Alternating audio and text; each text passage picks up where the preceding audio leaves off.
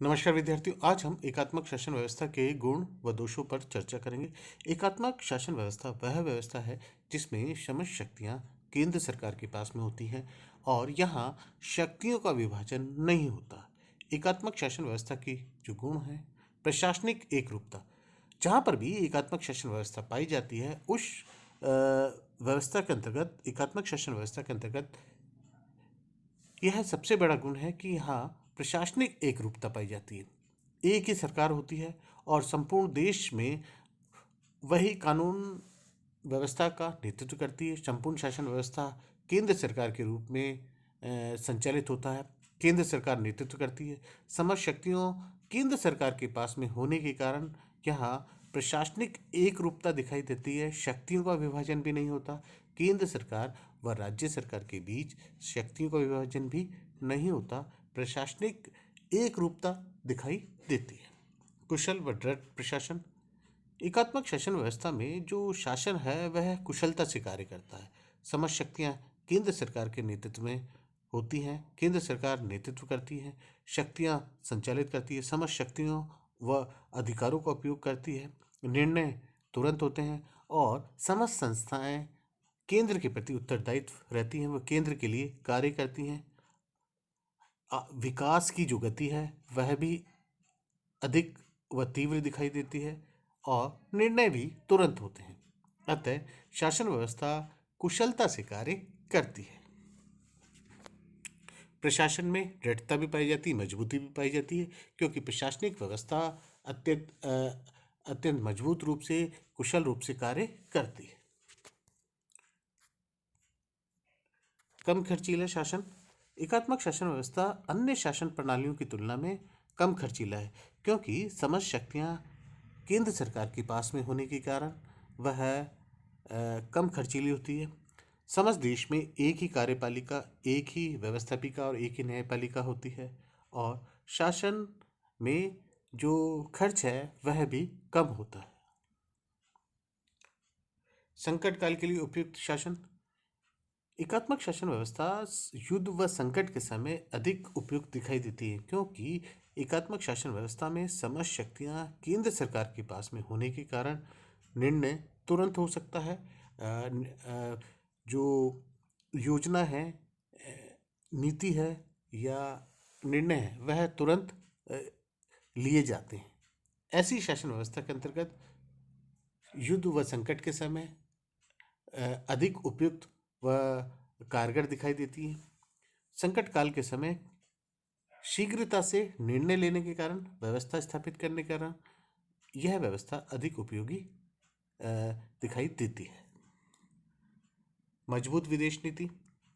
एकात्मक शासन व्यवस्था में समस्त शक्तियां केंद्र सरकार के पास में होने के कारण विदेश नीति व्यापक रूप से, मजबूत रूप से संचालित होती है। विदेश नीति के अंतर्गत विभिन्न प्रकार की संधि, समझौते या जो भी नीति या निर्णय किए जाते हैं वह अत्यंत मजबूत रूप से, प्रभावी रूप से किए जाते हैं और केंद्र सरकार इन निर्णयों के प्रति मजबूत दिखाई देती है। अतः विदेश नीति के तौर पर यदि हम देखें तो एकात्मक शासन व्यवस्था अधिक उपयुक्त दिखाई देती है।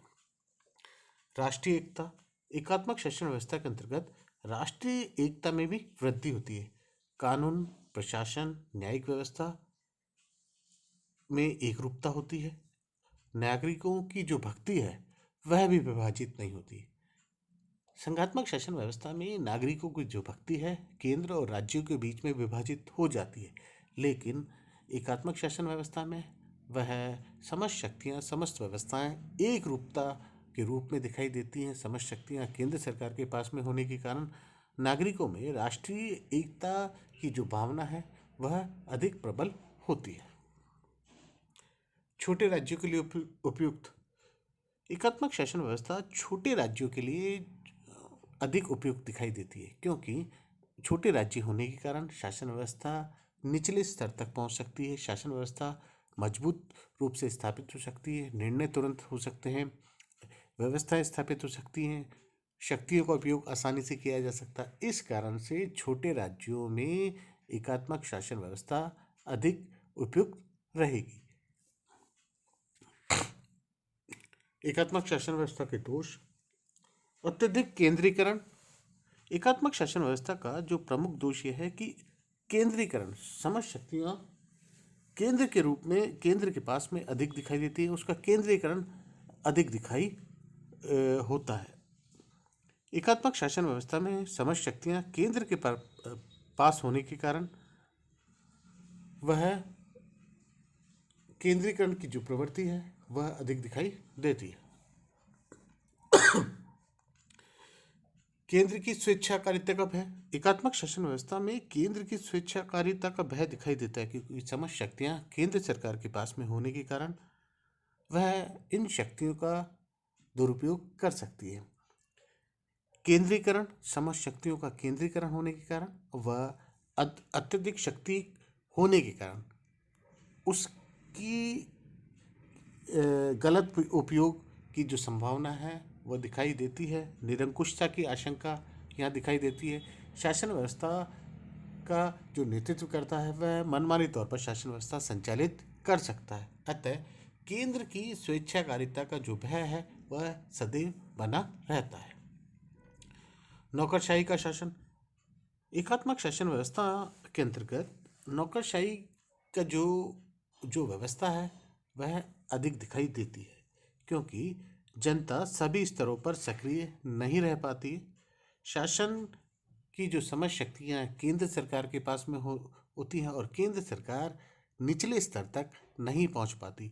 वह निचले स्तर तक अपने अधीनस्थ कर्मचारियों के माध्यम से पहुंचती है और समझ शक्तियों के अंतर्गत जो केंद्रीय सरकार है वह अपने अधीनस्थों के माध्यम से शासन व्यवस्था संचालित करती है और अधीनस्थ मनमाने तौर पर शासन व्यवस्था, प्रशासनिक व्यवस्था को अंजाम देते हैं। नौकरशाही की जो व्यवस्था है वह एकात्मक शासन व्यवस्था में अधिक मजबूत, प्रबल दिखाई देती है। जो जनता के सेवक हैं, सरकारी प्रशासनिक अधिकारी, कर्मचारी, वह जनता की सेवक न बनकर स्वामी के रूप में कार्य करते हैं और नौकरशाही की जो व्यवस्था है वह अधिक मजबूत होती है। स्थानीय संस्थाओं के कार्य में बाधा। एकात्मक शासन व्यवस्था के अंतर्गत एक स्थानीय जो स्वशासन है वह उस रूप में संचालित नहीं हो पाता जो संघात्मक व्यवस्था में होता है, क्योंकि समझ शक्तियाँ केंद्र सरकार के पास में होने के कारण स्वशासन की जो भावना है, जिस उद्देश्य को लेकर कार्य किया जाता है वह उद्देश्य पूर्ण रूप से स्थापित नहीं हो पाता, पूर्ण नहीं हो पाता, क्योंकि स्वशासन के अंतर्गत शासन व्यवस्था में शक्ति व अधिकार की आवश्यकता होती है और एकात्मक शासन व्यवस्था में समझ शक्तियाँ केंद्र सरकार के पास में होने के कारण स्थानीय स्वशासन उन उद्देश्यों को लेकर कार्य नहीं कर पाता है जिन उद्देश्यों को लेकर उसकी स्थापना हो पाती है। अतः स्थानीय स्वशासन कमजोर दिखाई देता है, वह उस प्रबल इच्छा से कार्य नहीं कर पाता है जिस उद्देश्य को लेकर उसकी स्थापना हुई है। प्रशासनिक दक्षता का अभाव।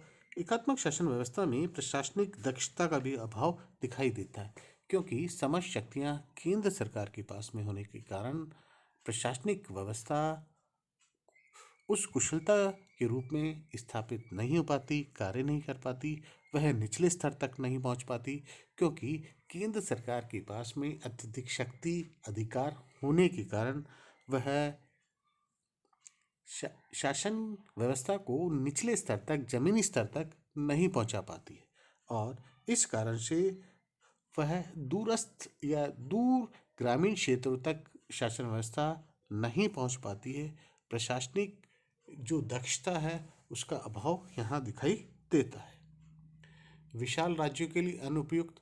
एकात्मक शासन व्यवस्था विशाल, बड़े राज्य, विविधता वाले राज्यों के लिए अनुपयुक्त है, क्योंकि विशाल बड़े राज्यों के अंतर्गत शासन व्यवस्था निचले स्तर तक, जमीनी स्तर तक, ग्रामीण स्तर तक, दूरस्थ वाले क्षेत्रों तक पहुंचनी चाहिए और ये शासन व्यवस्था छोटे राज्यों के लिए ही उपयुक्त दिखाई देती है। एकात्मक शासन व्यवस्था बड़े विशाल राज्य जहाँ विविधता वाले राज्यों के लिए एकात्मक शासन व्यवस्था उपयुक्त दिखाई नहीं देती।